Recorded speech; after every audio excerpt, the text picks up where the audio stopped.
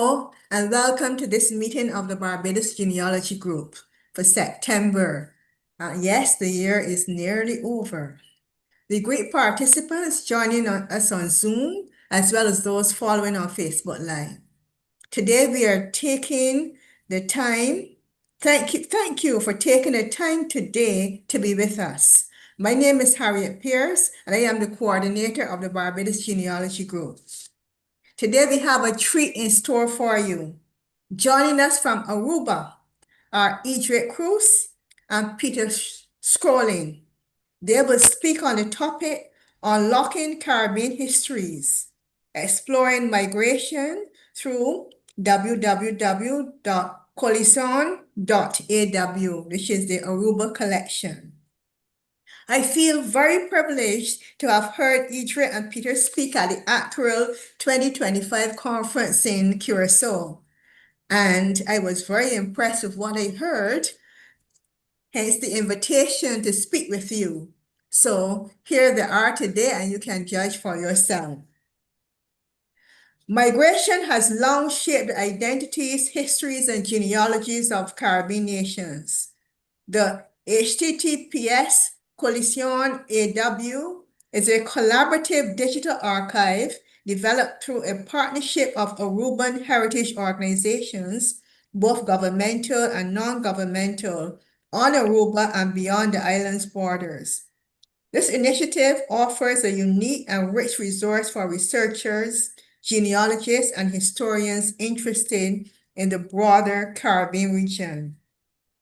The resource contains a wealth of documents, photographs, newspapers, and personal records that illuminate historical connections, especially through migratory movements.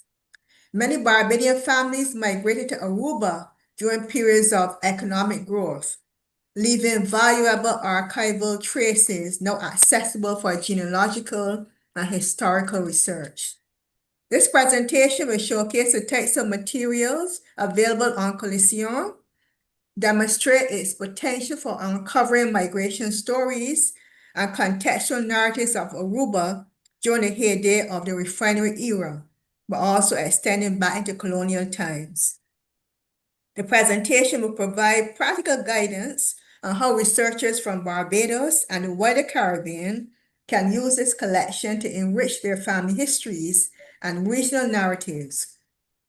And it also promotes a more interconnected understanding of Caribbean heritage that looks beyond national histories and the constructive borders of island states, which are themselves products of colonial relations and European expansion in the region. So that is quite a lot that you have to look forward to. And our speakers today, we have Edric Cruz, who studied history at the Erasmus University of Rotterdam and joined the National Archives of Aruba in 2009. He currently serves as head of the Archive Management and Conservation section, where he oversees the preservation and organization of Aruba's documentary heritage. As one of the pioneers of the Collision Aruba project, he has been instrumental in shaping the platform and expanding access to Aruba's cultural and historical resources. Idre has a strong interest in migratory archives, particularly those documenting movement to and from Aruba, and how these migration patterns have influenced the island's history, identity, and its connections to the wider Caribbean. Peter Scrolling is head of digital collections and research at the National Library of Aruba. He is an informational scientist and researcher at Biblioteca Nacional Aruba, where he leads digitization, digital collections, and research, including the award-winning Collision Aruba platform, which you will hear about today, which unites Aruba's documentary and cultural heritage online. He is a member of the Aruba National Commission for UNESCO, immediate past prefect of the UNESCO Memory of the World for Latin America and the Caribbean, and serves on the editorial board of the International Journal of Documentary Heritage and the executive board of the Digital Library of the Caribbean. Peter was named Accura's Caribbean Information Professional of the Year in 2024. Congratulations. And in June of 2025, Coalition Aruba was recognized with the OCL Acral Award for Innovative Cooperation Initiatives in the Caribbean. And in October of 2024, the initiative was awarded Internet Archive's 2024 Internet Hero Award, recognizing Aruba's exceptional leadership in expanding access to knowledge and supporting the digital preservation of cultural and historical materials. I think we have a lot to look forward to this evening. So just before we hear from Peter and Edric, I will ask you to hold your questions until the end. Then you can type them into the Q&A, or if you wish to ask your question on mic, just raise your hand and we will unmute you. If you have any comments, please put them in the comment section. So with that, I turn it over to Peter. Thank you, Harriet. I'm going to share my screen now. And if everything's all right, we have a screen right now. So thank you so much for the introduction, Harriet. Yeah, like you said, it's about access. So I'm going to talk first about collaboration and access and why we set up this digital collection and why we're working on other byproducts using our own collections as well. And afterwards, Edric is going to provide a deep dive in everything that we've digitized, the variety of things, and specifically how it relates to migration research, family research, etc. So thank you so much for the invitation. And yeah, so well, Harriet's already introduced us. My colleague Edric and I, we do a lot of presentations recently. It seems that what we started out with is digitizing our own collections and things for the Aruban audience, for our general public. But it seems that we've struck a note in the rest of the Caribbean and in the rest of the world as well. I'll come back to that as well. We can also share a couple of examples about collaborations that were formed as a result of that. But I want to mention this first. Every year on September 28th, we celebrate on Aruba, but around the world, we celebrate the International Day for Universal Access to Information. This is this year's theme. It's a day celebrated widely by UNESCO. Edric and I are part of the National Memory of the World Committee on Aruba as well. And every year we try to organize an event. But this year we got the invitation to do a virtual event. So September 28th is next Sunday. But yeah, on today, the 25th, for us, it's our International Day for Universal Access to Information. And that's actually what I wanted to talk about. The topic will be Collection Aruba, but we will put it in a wider Caribbean context as well. But yeah, why is it important? What we're doing? Yeah, Aruba is a really small island, not as big as Barbados, but we have a lot of things in common. Our scale, our geographic location. We're a small island, and our identities are shaped by migration, by colonialism and resilience. And because of that migration and colonialism, our archives, our information, our heritage has been scattered all over the world. And yeah, instead of waiting for the current holders of those collections to prioritize us and to start digitizing our history, we thought, well, that's never going to happen, basically. And to take the matter into our own hands, reclaim our cultural rights. And we chose deliberately to put ourselves in the driver's seat, at least for what the Aruban information is concerned. Because, yeah, if you, in all our conversations with institutions, memory institutions around the world, we've noticed that, well, for us, a document is not just a document. It's our history. It's a living thing. It connects you to your ancestors. And if something is in an archive or a library across the world, it's just an object, and we shouldn't objectify our information, our own information, our family information. So it's our story, and we, with Collection Aruba, we try to, rebuild that to connect everything.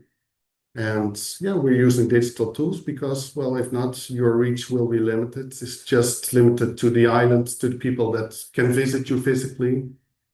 And then you won't be able to have that access to other parts of your history that are kept physically somewhere else. But in a digital way, you can connect everything. So it's about connecting all the puzzle pieces scattered around the world and digitally putting them back together. And what we do is not just digitize it, but also do something with the digitized information. Harriet mentioned the ACRO conference, for instance. There, in the last couple of years, we've talked a lot about the tools that we've been developing using advanced technologies like machine learning, artificial intelligence, to not just make sure that the scanned documents, the handwritten colonial records or personal collections are not just displayed, but also searchable. Make sure that we can identify the people and the places in those kinds of documents and make sure that we connect them. So we try to make it into meaningful information as well. I think Edric has a couple of examples for that. But yeah, Collection Aruba started just a few years ago, actually, officially, but our institutions have a long-standing collaboration. The National Archives of Aruba and the National Library of Aruba have been the principal documentary heritage institutions on our island for decades. We've been digitizing on our own separately for well over a decade, 2 decades, but we quickly realized that if you do it yourself, you can only get that far. But by collaborating and sharing resources and sharing knowledge, that's when, well, the big change happens, the big aha moment happens. So that's also part of what we're trying to promote. Institutional collaboration, cross-sectoral collaboration, and especially the fruits of our collaboration. So in 2022, we started out as Collection Aruba officially by joining efforts with BNA, Biblioteca Nacional Aruba, the National Library of Aruba, and ANA, Archivo Nacional Aruba, and a third partner, Cultural Fund, UNOCA, also from the islands. And in the meantime, fast forward 3 years, we have a dozen partner institutions locally and more than 20 institutions from around the world that have pieces of Aruban information in their collections, donating their information, linking their information to us. And in that way, we can present it as one whole collection in the local context, in the context that we want to present it. These are some of the partners. It's not just archives and libraries, but you will see museums, you see partners from Sint Maarten, from Bonaire, from the Netherlands, all over the place, because our history is scattered all over the place. We started with a digital collection just a few years ago with just a few hundred digital items, but in the meantime, it's skyrocketed. I'm not going to name all the numbers, but you can see 180 digital items, 1,000 digital items, over 1 million pages, either scanned, digital born, scanned printed texts, manuscripts, etc., all available in full text, and also many other interesting items like 3D items, audio, song, video, interviews, oral history as well. And yeah, it's a big thing to manage, but we can still manage it. We're still looking for more partners. So if any of your institutions have relevant information that fits or connects with our collections, we are eager to talk to you, because we don't only have things from Aruba. We have, well, for instance, from our National Library, our national collection is called the Caribbean Collection. So it's a Caribbean collection as well. So while digitizing things that were relevant for us, we also digitized things that were relevant for other islands in the Caribbean. Well, you can see that the numbers mostly relate to the islands that are closely connected to us through the Kingdom of the Netherlands, but we have a lot of interesting information from the wider Caribbean as well. Edric's going to show a couple of examples for that. But as I said, it's all about collaboration. So I wanted to share a couple of interesting collaborations, one of them being Digital Library of the Caribbean, one of the most interesting websites in the Caribbean, maybe the most interesting one, apart from Collection Aruba, obviously.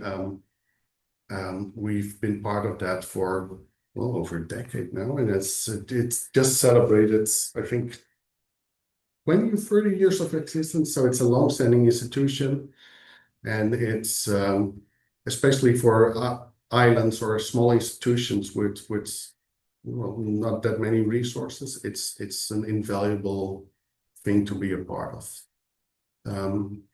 We set up specifically the Aruba Collection together with the Internet Archive, which brings us, it's the second platform that everything we have available on collection.aw is also available on the Internet Archive. So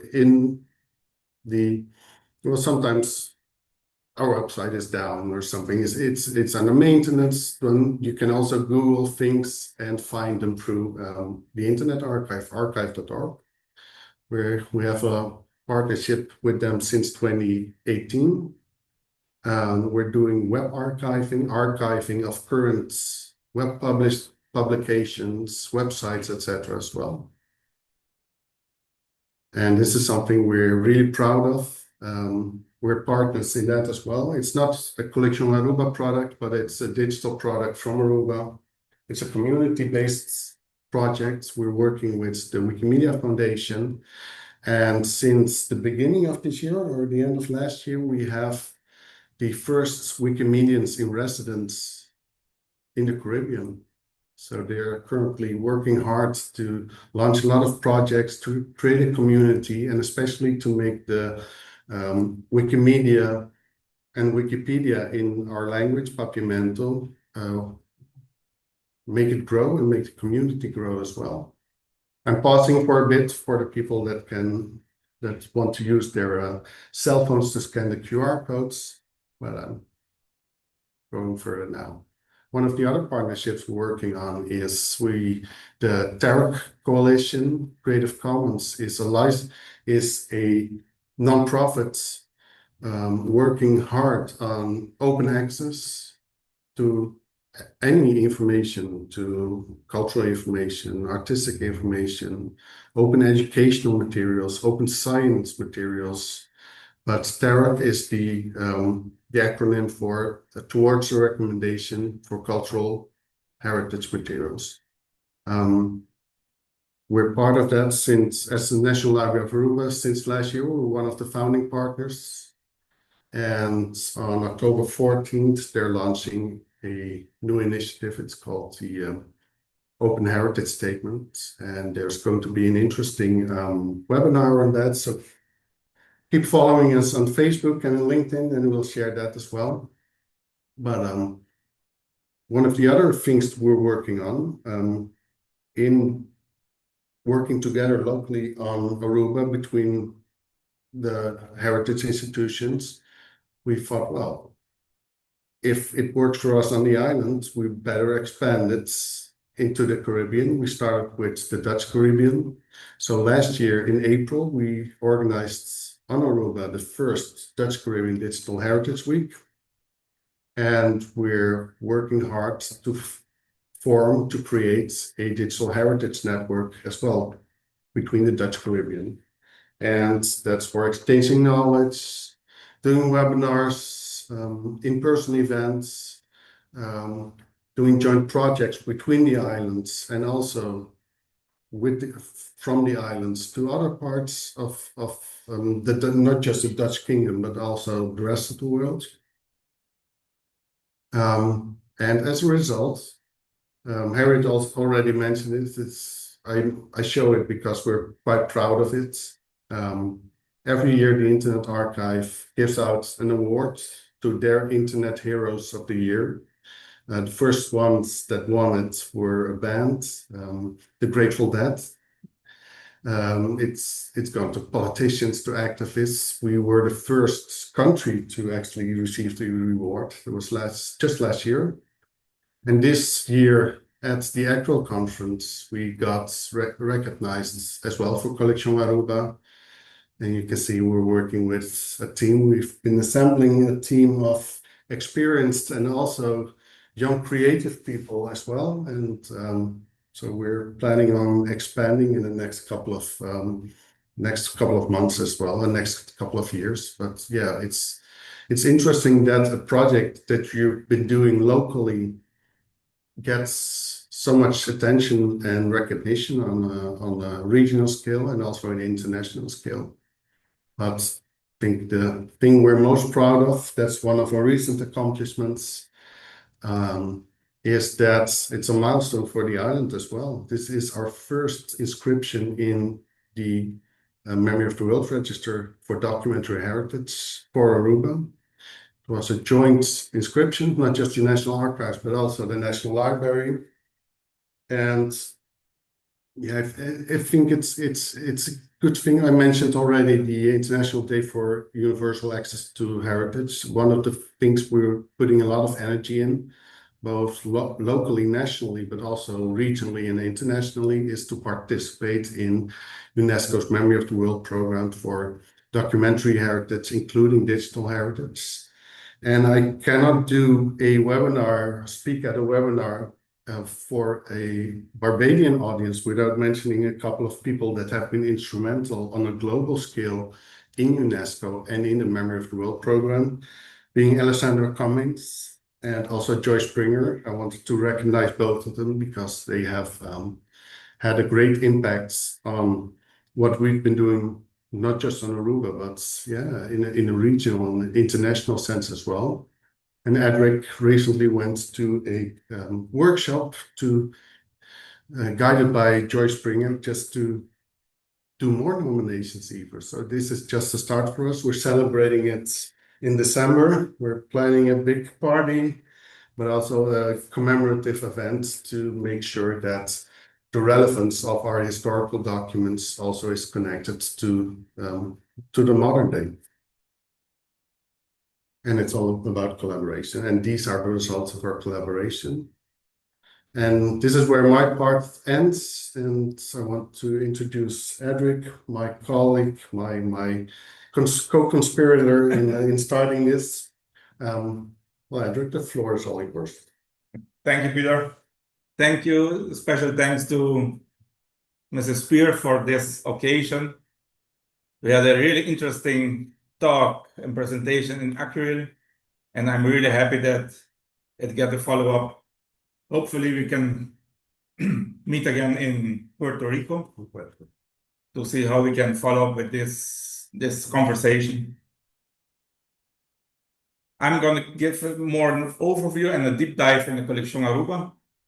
It is basically a website that we use to make digital heritage as accessible as possible. So our main feature of the website is a search bar. We have newspapers, printed text, phone books can be seen, and archives. And these we have used a special tools, Transcribus, a handwritten text application that is AI powered and can make the archives readable and searchable. So it's easier to look through the digital archives now than through the original. and it helps with conservation of our original fragile documents. Photographs. These are area photographs of Aruba taken in June 1957. They are all available and can be searched, can be used by students, but so too by people that are working on environment and mapping Aruba and searching and using it as research tools for trees and forests and stuff like that, and how the island changed. Movies, lots of movies, more than 3,000 movies, thousands of hours of movies we can have with oral history, shows, old shows from the 80s, Showtime, that's really popular. And so at the same 2 photographs. And our last, most interesting, I would say, is our 3D digital collection. This is typical, an archaic ceramic urn from the time of the Amerindian, long before Columbus came here. And you can see that this object has been taken to the Netherlands in 1883. It's on loan on Aruba in the museum. But because we have digitized this on Aruba by a foundation specialty that has good links and the equipment to do this, it can be seen and used in classrooms on Aruba. And all of these types of material are found on one site, on one website, Collection Aruba. To make it, basically, you can search through it by clicking on the metadata. So looking inside what we have labeled as a mountain, Barbados, for instance. So if I search through Barbados, I only find 4 results. That's a bit poor for the thousands and thousands of items we have. But if you search by full text search, so inside of the documents, printed text, handwritten archives, you'll get more than 9,000 results about Barbados from 1779 until 2025, this month yet. Books in Dutch, English, French, you name it, you'll get it, just on the name Barbados. And this makes it possible for the genealogy researchers to search for a name, or last name, or first name for people that moved or that came to Aruba. On this slide, for instance, there's 2 articles from the Esso News. Esso was the refinery on Aruba, and a lot of Barbadians came to Aruba in the early days. For instance, in 1949, in April, this article in which highlighted bluish, purplish, that you can see that 30 people from Aruba were scheduled to fly from Aruba to Barbados, especially for a holiday.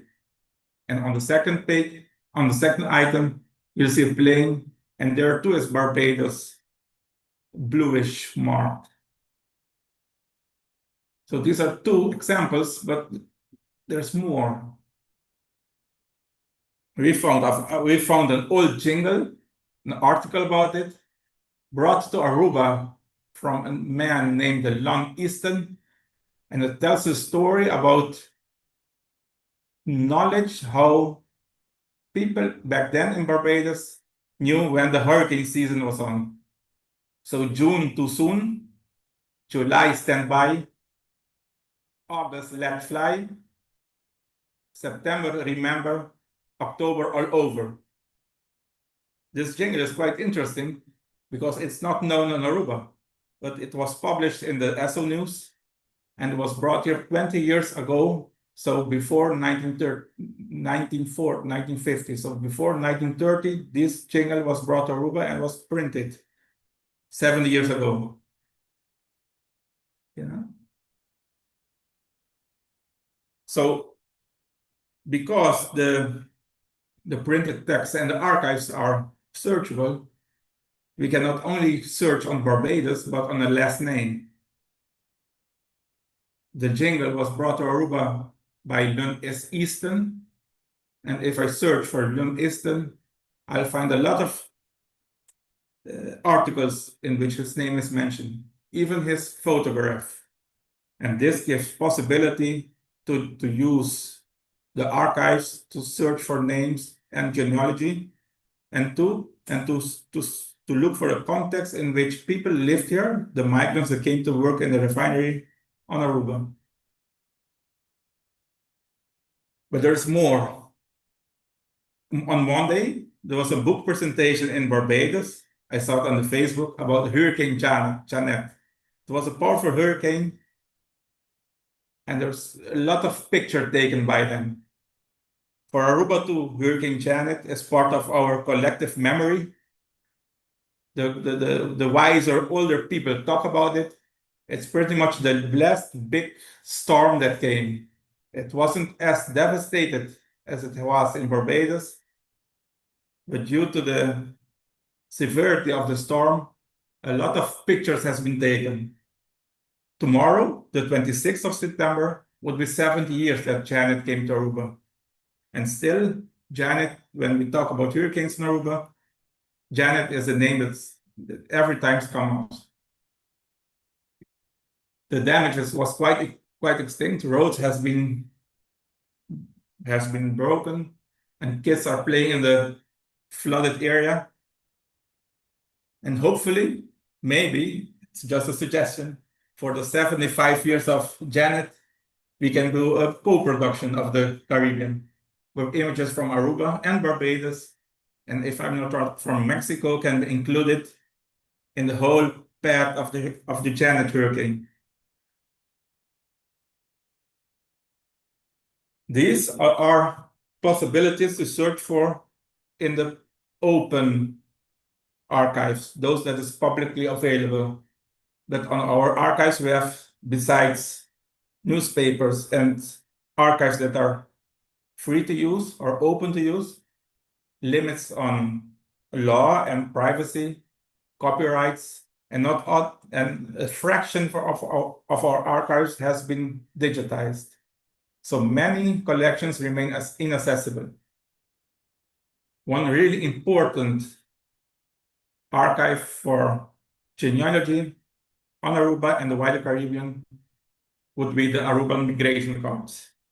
These cards are kept by the military police back then, and on which they wrote pretty much every detail about the people that came to Aruba. We have around 50,000 of these cards here in the archive. We have a data set. And at the meeting with Mrs. Spears in Curacao, we talked about how can we use this. So we decided, with the approval of the director of the Archives Aruba, to share this data set with Mrs. Spears. And because this institutional cooperation could make a bridge between our histories that we share together. And these cards, I have a couple of examples. So this, for instance, from Grenada, an example from St. Lucia, from Trinidad, from St. Thomas, from Puerto Rico, and of course from Barbados. All these informations that could help the genealogy department and search. So for the folks in Barbados, Mrs. Spears is your contact person, and if she makes a call on us, we will help her out and help you out. To finish it off, on Aruba, we have a Barbados Weg too. So it's like the Barbados Road as a remembrance to the migrants that came to Aruba more than 90 years ago. To recap, Well, Thank you.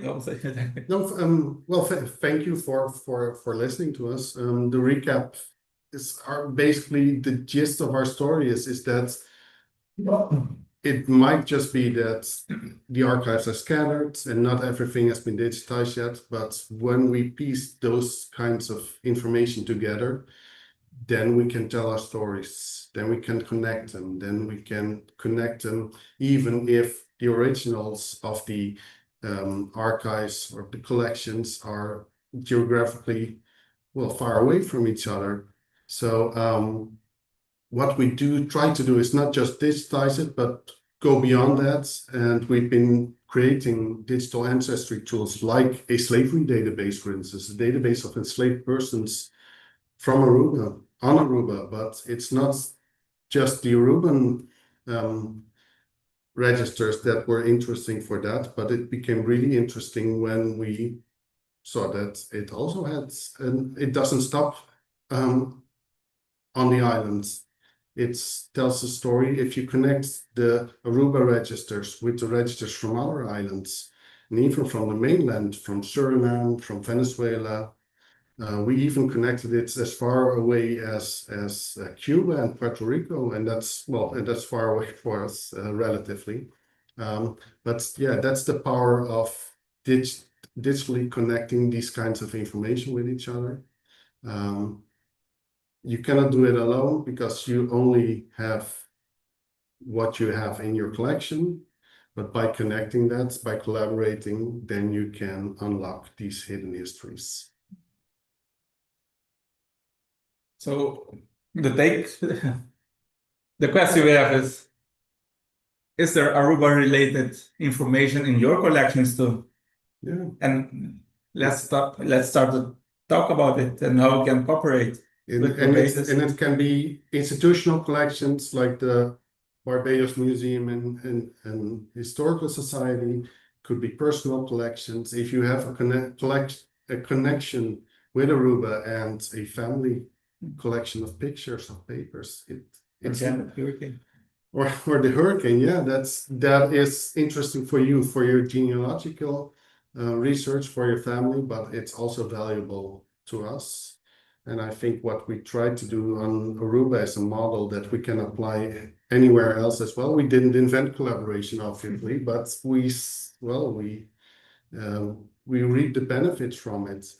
So yeah, our story is not just a story about a digital collection, about a big number of digital documents or our websites, but mostly about collaboration and bringing those fragmented pieces of information together to make one relevant research tool for everyone. So thank you so much for your time. If you aren't fed up with us yet, we recently did a podcast on the same topic with Miss Wendy Harris. This is the link, this is the QR codes. You can Google it as well. And that's even more of a deep dive in the different tools that we created. But thank you so much for the invitation, Harriet. Back to you. Thank you. Thank you. Thank you so much, Peter and Idre. This has been quite fascinating. I mean, letting us know the importance of collaboration, and also that you can start very, very small and it can mushroom. You know, you don't have to wait for a big project, but you can incrementally build on a project once there is a vision. So thank you so much. And for sure, we will look to see what we may have in our collection that relates to Aruba. So far we have a question here. Oh, we have an anonymous attendee who's asking what is happening in Puerto Rico. Yes. I see what it is. That's Accurate. That's the next Accurate conference. Every year, around June, the first, second week of June, all the librarians and archivists from the Caribbean are meeting at their annual conference. It's called Accurate, and it's for librarians, archivists, museum specialists, anybody that has an interest in Caribbean collections is meeting up. And next year in June 2026, it will be in Puerto Rico. And hopefully Harriet will be there. Hopefully librarian colleagues, other people interested. So yeah, it's an interesting. I think it's acrilconference.com. So it's ACURIL. So yeah, just you can Google it. I'll type a link later in the chat as well. Okay, yes, that person wants a link, so you can Google Acryl. That's Acryl 2026, and you will start to find some information. Okay, we have a submission from David Gleave. So thank you so much. Fascinating. There is an oral tradition in my wife's family that her ancestors came from Bermuda, but there they migrated to Barbados and then to British Guyana, no Aruba, unfortunately. Are there data sources that will help turn that oral history into documented history? I caught a fleeting glimpse of Bermuda on one of your slides. You want to? No. Any Well, additional information on Bermuda? on Bermuda, well, the thing is, as you are well aware of, certainly, a lot of the information up to a certain point when well, the colonists took back to London, so and to The Hague. So I think in the case, everything that is not available on Barbados might just well be in Kew or in our case, I think from British Guyana. That's an interesting connection. We went to the Acryl conference in Guyana a couple of years ago. We visited the archives there. They have really good information, partially digitized. But they have a colonial history, not just with the British, but also with the Dutch. And we know that there was a joint project on everything before the British takeover in the 19th century. It has been that went to the archives, the National Archives of the Netherlands in the Hague. At some point was digitized. It's available on the National Archives website in the Netherlands. Unfortunately, it's in Dutch. What we did, and that's what I opened one of my slides with, is we tried to take the wheel, recapture our information and make it available in our context. So what we did, and we know that even in a country, in an island like Aruba, Dutch isn't really widely spoken, although you might think in the Dutch Caribbean that that's the case.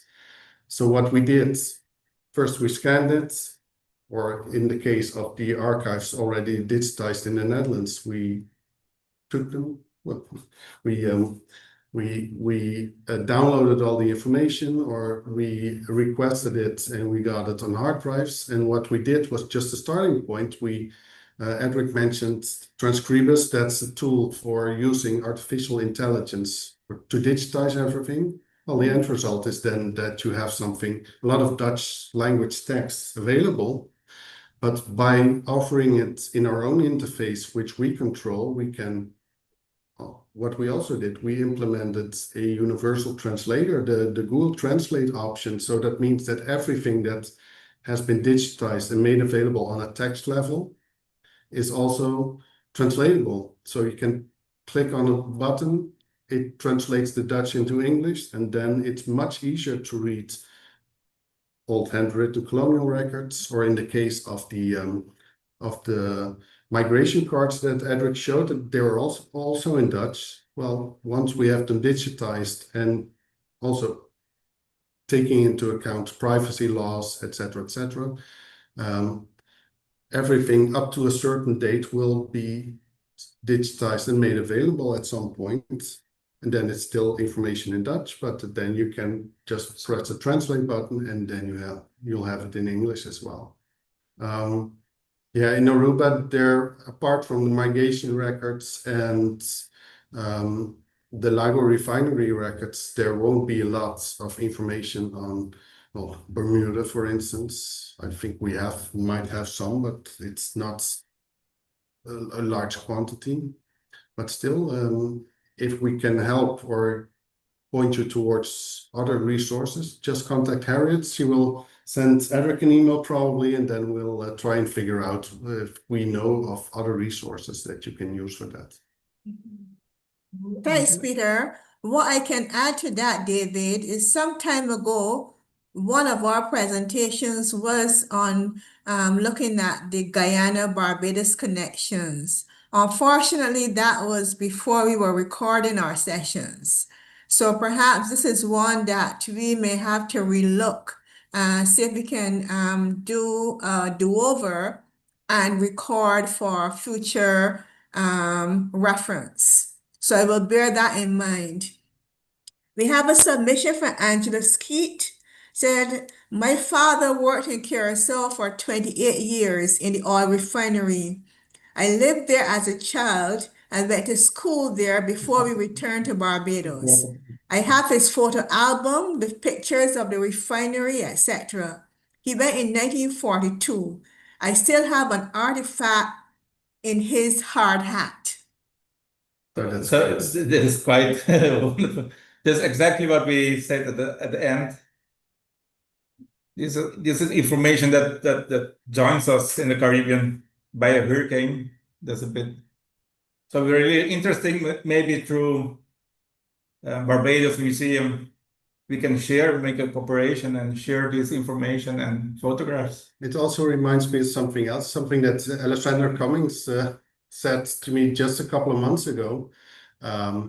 We are always discussing joint nominations for either regional or international member of the world registers. And our point was that or Alessandra's points being that it's not just colonialism and slavery that is a common denominator. We share so much more. And migration, work, island travel, hurricanes, all those kinds of things leave documentary evidence, photographs, stories, oral interviews. And you can do a joint nomination, but you can also start a joint digitization project or a collaboration or share what you've been digitizing with us, and we can put it together. So there are many, many interesting angles to start collaborating. Thank you. Well, you will be happy to know that Angela is a fellow librarian. So I will be happy to send your contact details to her, and she will decide, what she wants to do. She also added that her father also remembered Jeanette. He spoke of the winds. I don't think it struck Curacao as hard as but he remembered the winds. So here's another connection. Right, I just wanted to respond to the anonymous attendee. Yes, this session has been recorded and it will be uploaded to YouTube. So you can share that with your Aruban friend. Okay. While we're on Curacao, can I ask about the immigration cards for Curacao? Have they been digitized in the same way as the Aruban ones? That is a good question. I don't know specifically what they're working on digitization at the moment. What has been made available is mostly inventories, a large photography collection, and I know that just as on Aruba, all the memory institutions on Curacao are talking on collaborating with each other and creating a platform just like this, but for Curacao. So I think if they're not doing it right now, it might just happen in the near future. And there are also small institutions with limitations on, well, how fast they can digitize things. And funding is always an issue, as you may well know. But still, it's, I think what we're doing in Aruba is going on in many places in the Caribbean right now. And I think they also discovered how collaboration can help with that. So hopefully they'll join us soon, or at least with their own platform, but digitally we can connect everything together as well. Okay. Well, the anonymous attendee wants to know if Barbados has a similar collaboration. Well, the institutions in Barbados do collaborate, maybe not to the extent as what Peter and Idrit have shown us, but it has really, their experience has really given us food for thought of what we can do collectively rather than separately. Janice wants to know if the image displayed was a street named for Barbados. Yes, Yes. that's a street name from Barbados. People live there. Is the address. Yeah, and it's quite close to the archives as well. I pass it almost daily when taking my kids to school. So it's yeah, there's a lot of West Indian influences from the English-speaking islands in Aruba as well. In the refinery town, St. Nicholas, obviously, but across the islands, it's people from Barbados, from the Dutch-speaking islands, the Windwards, the St. Martin, Statia, Saba, but many other places, and it's quite a rich history, quite a big influence as well. So if you go to St. Nicholas, for instance, you can feel it a lot more than here in Oranjestad, in our capital, but still you can hear it. But it's it's a big part of our past. The refinery brought modernity to the island and connected us with the rest of the world, with the rest of the Caribbean. Nice. Actually, Angela wants to know if Papiamento is the official language of Aruba. She said in school in Curacao, they had to learn Dutch, but on the street, people spoke Papiamento and Spanish. It was rich in languages. There is certain time in Curacao. So at that point, probably Curacao and Aruba had only one official language, which is Dutch, and was Dutch. At the moment, Aruba, since like I think 15, 16 years ago, Papiamento was officialized. So we have two official languages, with one being spoken widely by maybe over 95% of the people, and I think about 80% of households speak Papiamento at home, followed by Spanish and English, and Dutch isn't even the fourth one. It's the fifth, because there are more people speaking Chinese at home with their families than people speak Dutch. So although it's if the official records, the colonial records, the government records, parliamentary proceedings, schools were exclusively in Dutch up to a certain point. It's a minor language here. I'm not going to say that it's a dead language, but it might just be that you can reach more people by speaking English on Aruba than you can by speaking Dutch. Okay. So it's Papiamento is the official language. We have another comment from anonymous attendee. So we know that our Caribbean information is scattered around in the Caribbean and the world. What will be the impact for the Caribbean nations by combining our information we have separately to empower the wider Caribbean, not only to know the history, but to leverage our place in the world as a melting pot of the world we are? So I think we all agree about the fragmentation and the need to repatriate, whether physically or digitally, that information. Any comments on that? Yeah, well, that's the power of I think that exact message is telling and also what might just be something to work towards. It's if we take control of our own information, of our own heritage information, we shouldn't just stop at the walls of our institutions or even at the limits, the borders, and our islands. It's yeah, it's if you combine this information either in structured sense like genealogical information, but just by digitizing it and making available, yeah, universal access, yeah, and then we have it in our own hands. It's just a matter of collaboration, jointly finding funds, opportunities, etc. It's possible. I think it's really possible. We show that we can do it on a smaller level. We're showing that we're experiencing right now that it's beneficial on an island to island level as well. So yeah, if we can make it work in the entire Caribbean, that would be really great. And there are a couple of initiatives like DLOC that can be instrumental in that as well. That is great. I should say that at present there is a project going on at the national level, roads, reclaiming our Atlantic destiny, which looks at digitizing, well, first the records from the Barbados Department of Archives. And while we're saying the archives, we actually have a message from Frederick Allen, who incidentally was one of the persons who presented on the Barbados-Guyana connection. Frederick, Dr. Ali, said, thanks for the lecture.